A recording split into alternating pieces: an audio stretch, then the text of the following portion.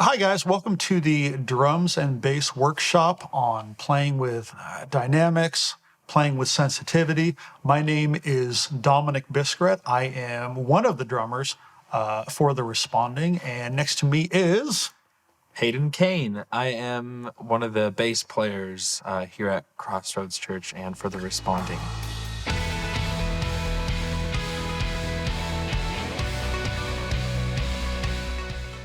in my time, what has served me very well, in addition to developing that sensitivity, is committing, basically understanding the responsibility that a drummer has for kind of incognito driving the bus, if that makes any sense. I mean, people, and understandably so, you're all the way at the back.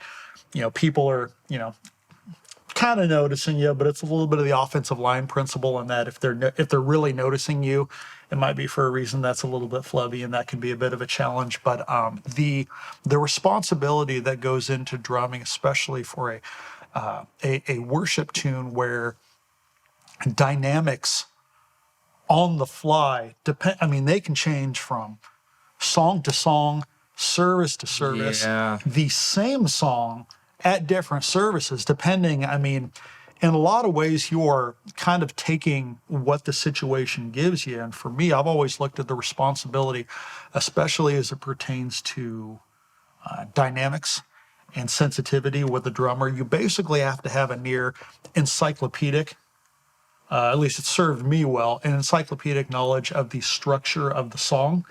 I'm sure there are guys out there that are able to just sit in and kind of feel it out. Those guys are called professionals, and good on them. But if you guys are, if y'all are like me, I'm going to go ahead and guess that a lot of folks watching this are maybe people that are cutting their teeth in other trades or in other avenues of kind of making your living. You're making your tents your other way, and the things as a drummer you have to focus. You have to really choose what you're going to focus on. And you have to make the most of your preparation time, and having a near encyclopedic level of knowledge of the songs is a real big help. Not necessarily to make you a slave to the song itself, but just know, like, this is our default.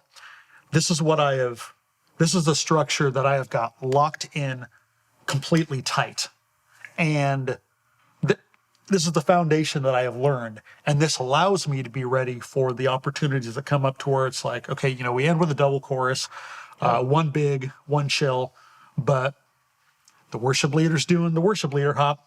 His heels are going like this. You can tell the bounce is coming. We're gonna dive into the big part of knowing how to read people. Exactly, and it's nearly impossible to kind of. And one reason that Hayden and I are able to jump into the philosophies of drumming and bass from a 10,000 foot level is that it's impossible, especially with the position that we're in. You can't separate these two instruments from dynamics and sensitivity. So, for me, my philosophy as a drummer, my philosophy as a part-time drummer is to play what the song gives you, basically, like play in a fashion that, kind of start with a rock solid default, learn it up front, have that encyclopedic knowledge from it, and with that you sort of buy your way. You earn the ability to be able to be ready with that rock solid default to go in this direction, this direction, this direction. If you're fortunate enough to be able to play with a music director, someone in your ears being like, all right, big chorus, give me a couple tags, Here we go, trash can formata at the end, fade out, here comes the video. So for me, as far as my the duties and philosophy of drumming, it's forming that technique, exposing yourself to as many different types of dynamics from a drumming perspective, but also exposing yourself, even if you don't know how to play the other instruments, be familiar with the term, the bass is doing footballs, whole notes, whatever, pick your terminology, or the guitarist is he's got the whole band hanging on one, you get in the Nashville chord structure, creating that bass line, creating that rock solid foundation, having tools in your toolbox to express yourself dynamically, and that can be anything from a kick drum on the one beat every other measure, or eighth notes on the ride cymbal, quarter notes on the ride cymbal. Maybe you're throwing the occasional bell hit in on four, so to speak. Because you don't need chops for worship. You don't. Per se. Yeah. Like for drums, for example, you have to be able to play, maybe like a 16th note snare march at some point. Exactly. And that might be like the busy hype section, even though the whole dynamic part of that section in the song is supposed to be low, featuring the vocals with that in the back sort of driving the rhythm. Yeah. And that whole section, it doesn't go any crazier than that, really. Dotted eights on the toms. Yeah. That'll get you 40% of the way there, right there, y'all. Dotted, and for those of you, I know I'm bringing in music note terminology, but dotted eights on the tom is basically it's like a pseudo triplet over four, more or less.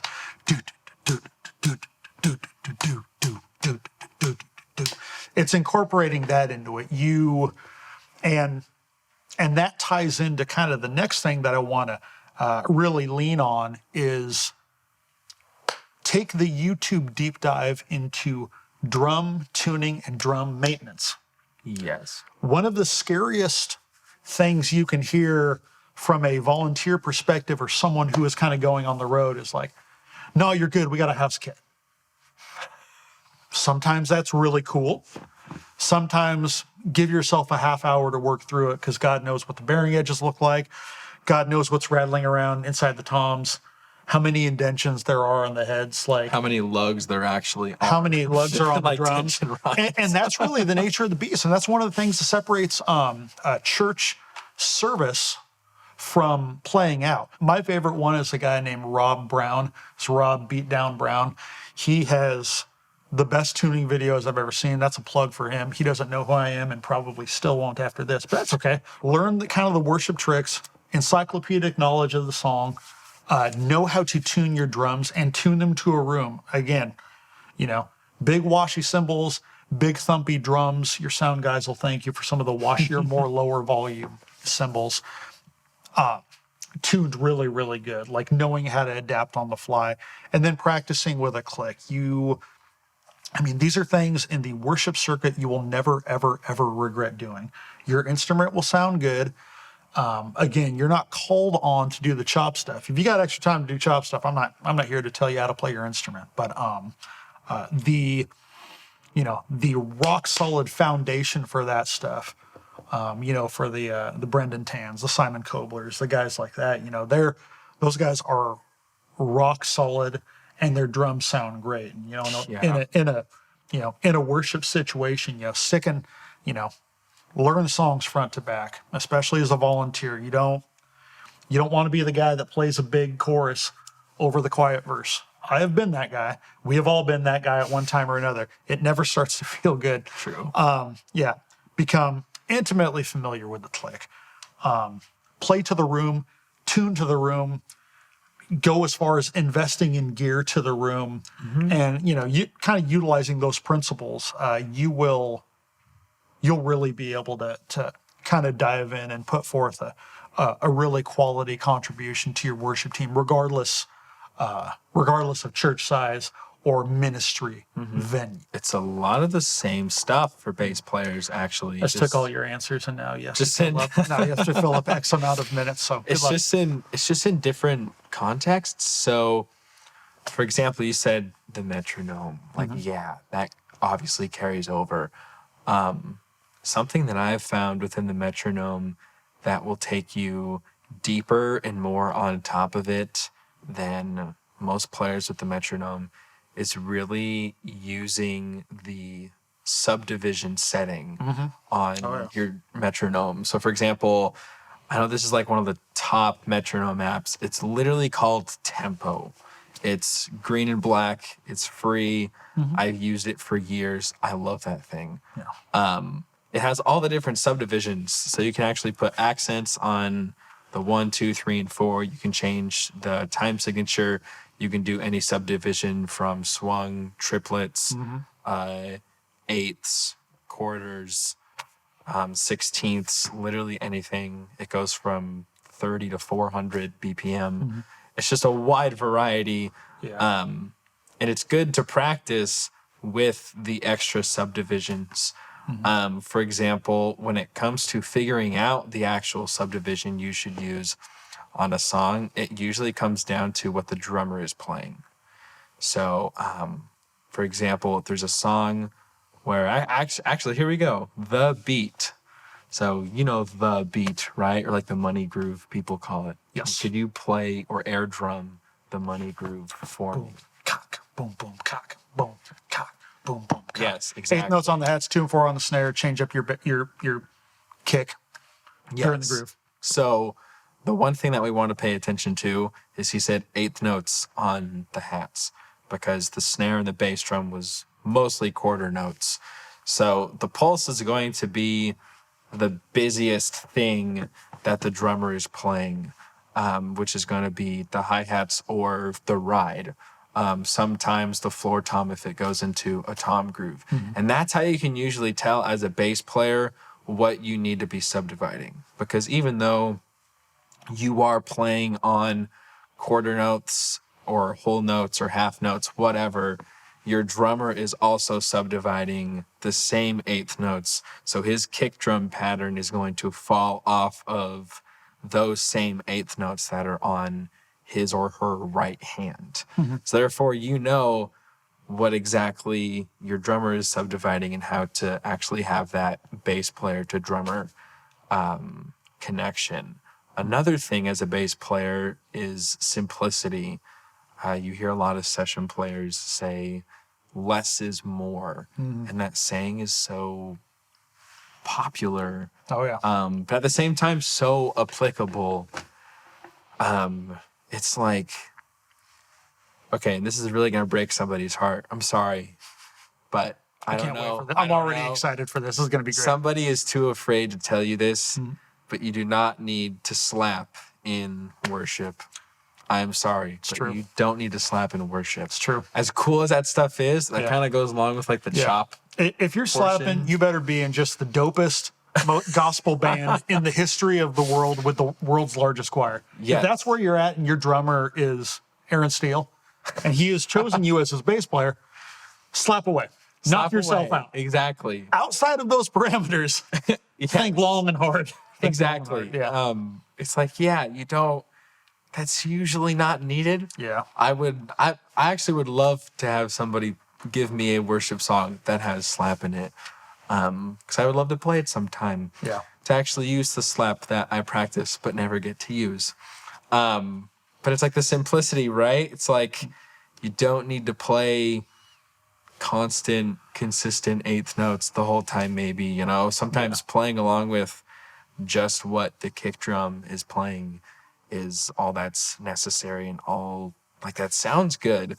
Another thing is like whole notes. Yeah. They're super long. They're super boring sometimes.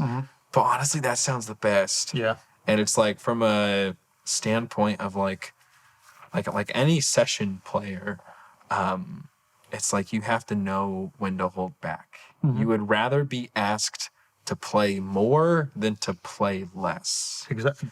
Because it's a lot easier to adapt, actually. Yeah, and find your groove within the drummer. Like, seek after them. Because just because you have a drummer on the worship team doesn't mean that they're going to be looking to you. Yeah. It is not the drummer's job to look at the bass player, and it's not the bass player's job to be looking at the drummer.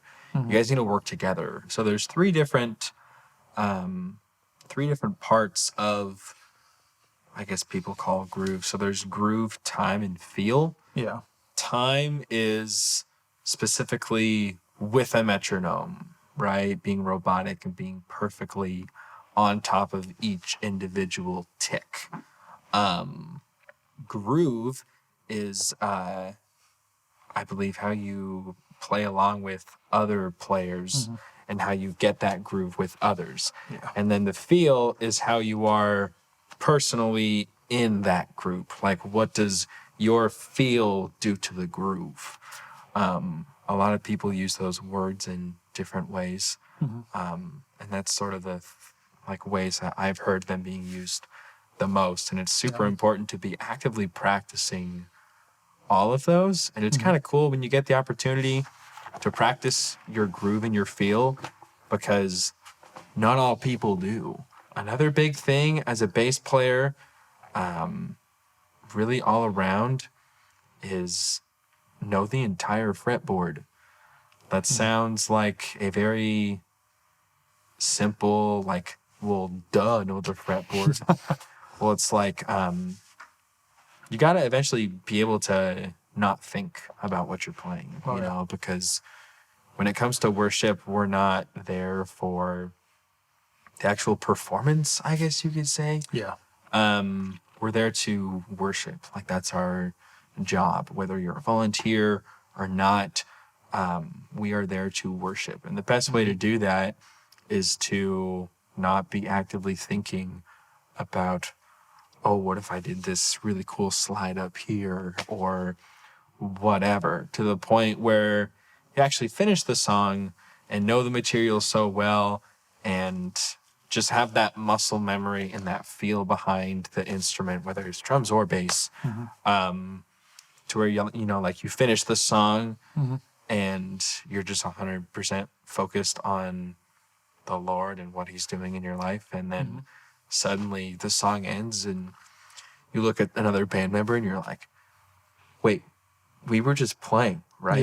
Yeah. Maybe we speak to a few mistakes or misfires in the worship scene you might see. Mistakes. Either, and I'm sure things I mentioned are probably going to be things that I do. I don't have this all figured out by any means, but maybe any regrettable past decisions you have experienced or maybe observed. Well, big mistakes, coming in and playing the song in the wrong key. I believe that the most important note is the first note. So if you know the dynamics and the note that you actually start on and where it's at, you're set.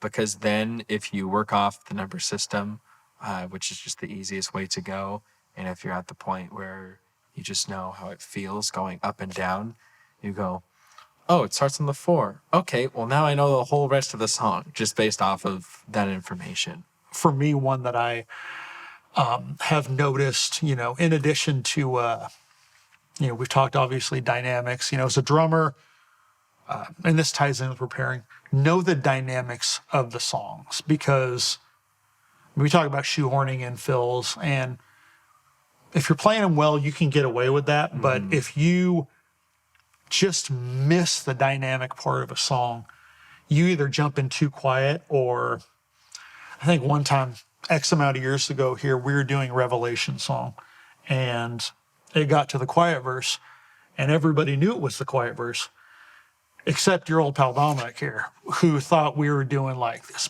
big, huge verse. So, you know, drum chorus you hear of, drum verse, not quite as prevalent.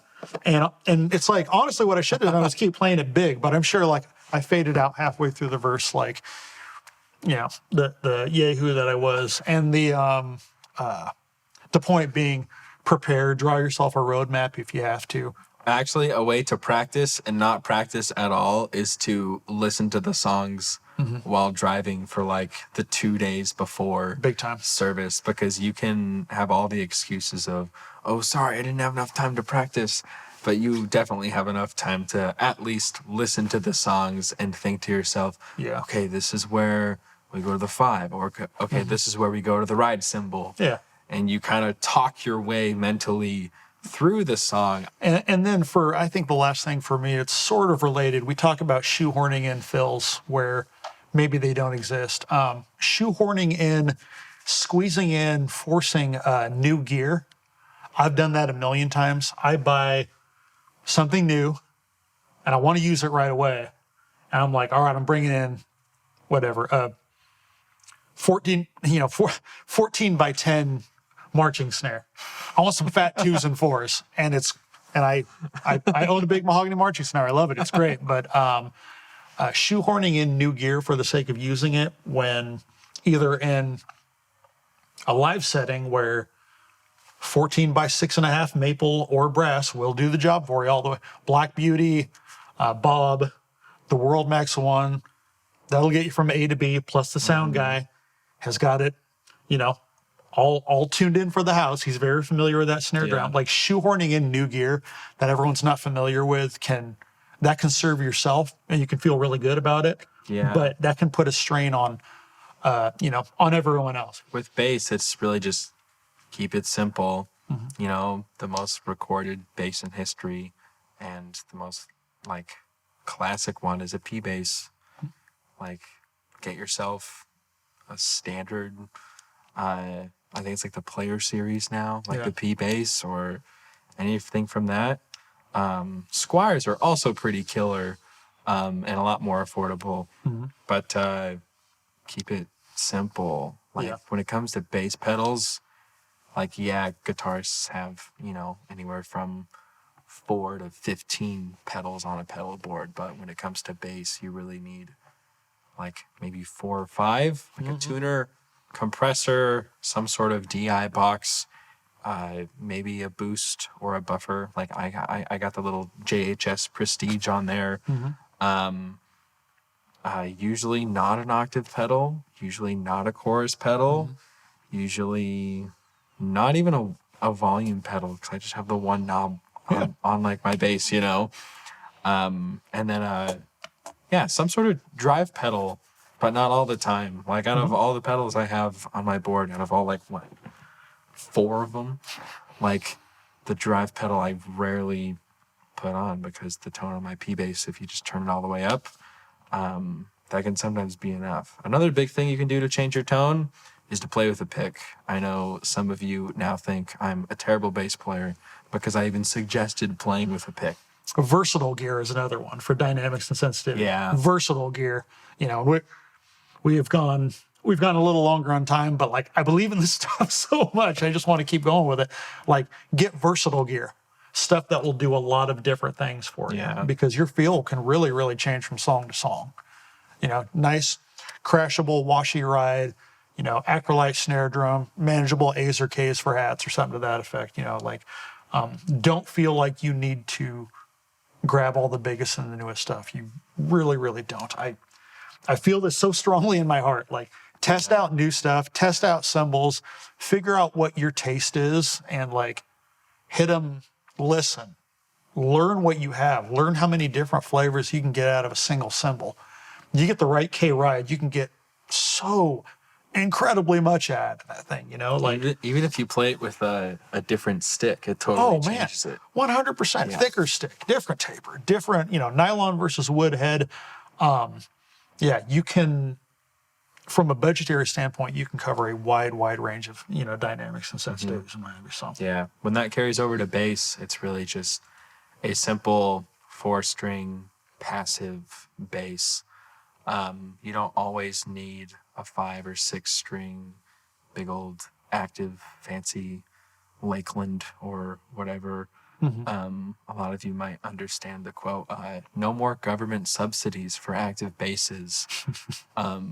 That's becoming popular now. But like sound guys like passive basses a lot more and keeping it just that clean, clear, like actual tone from the pickup. But for minimal gear for bass players, it's a tuner, a DI, and a bass. And it's actually a huge difference to go from a headstock tuner to an actual tuner pedal. Because that way you can mute yourself and unplug if you have to. To recap, for bass players, practice with a metronome, practice with other musicians as well. Really work on your subdivisions, knowing the material, knowing the instrument. I wish I would have touched more on knowing the instrument, knowing the different functions of it and what it can do and what's the best for worship setting, the minimal things gear-wise for bass players and mistakes not to make, and how you can connect with not just your drummer, but to have that actual relationship in music Exactly. And then from a drumming perspective, like I said, max out your knowledge of the song structure, which dynamics go where, pushing yourself in practice, not to use that stuff you pushed yourself with, the lightning fast triplet, rolling down the tom or whatever, but to stretch yourself so when you get up on stage, you can enter that, really spiritual flow state to where it really feels like the bus is driving itself. And from there, you kind of buy yourself the opportunity, if and when the Spirit leads you to take it in that direction. And, you're ready for it. You've got that bedrock of knowledge. Practice with a click. I mean, that's exactly what you said, with a click at home, subdivisions, maybe stuff that throws you off. Because, straight quarters or eights on the click is great, but like set the click to hard settings. Because again, you push yourself there, quarters and eights are going to feel like old hat. Yeah. That's going to feel pushing yourself so the stuff you execute actually feels easy. Tuning, like honest to goodness, dive into the tuning tutorials online. Again, Rob Beatdown Brown's a great one. There is a video series by Dan Bailey, who I mentioned before. It's called The Bailey Method. He tunes drums in real time. Those tuning videos are cool, but it's like they're flashing and they're cutting the video together. You don't see the guy being like all the way through. Yeah, Dan Bailey on The Bailey Method tunes the drums in real time. That is cool. Because that's actually what it looks like when you do it. And then know your instrument / know the market for instruments. Again, new gear, it's not to say you should never buy new gear again. Something comes out, something catches your eye at the local drum shop or music shop. I'm sure I'll buy something new again at some point. But if you, being a part-time person, budget is a concern. Budget is a factor. And knowing which of those cymbals have been around for longer than I've been alive, stuff that people just keep, coming back to again and again and again, knowing kind of those budgetary life hacks and drums like the Acrolite, like the big washy 70s or 80s era Zildjian A-Ride, the stuff that people have used a whole lot of, the trends, it's all a pendulum, man. And I realize we're, at the 17-inch hats, 24-inch crash hats, man. Yeah, I realize we're there right now. Gigantic snare drums, huge bass drums, and that's great. I love all that stuff. John Bonham is one of my favorite, types of cats, but he's the man. But again, instead of buying brand new and going all the way in that trend, maybe buy used and go in the direction of that, because it's going to swing back your way. All right, man. Thank you very, very much for watching. We, honest to goodness, appreciate it. Hopefully there's something that you got from this, and if you didn't, I think I'm the only Dominic Biscarret in the world, so you can yell at me on Facebook or something like that. Yeah, I'm available for the roasts. It's all good, man. Bring them my way. Thank you so much for tuning in and listening to our worship sets as well. If you have any questions or comments, feel free to reach us on our Facebook or Instagram pages for the Responding. But yeah, we'd love to hear your feedback, questions, comments, concerns. Yep. Stuff like that. But yeah. Awesome. Thanks for tuning in, guys. We appreciate it.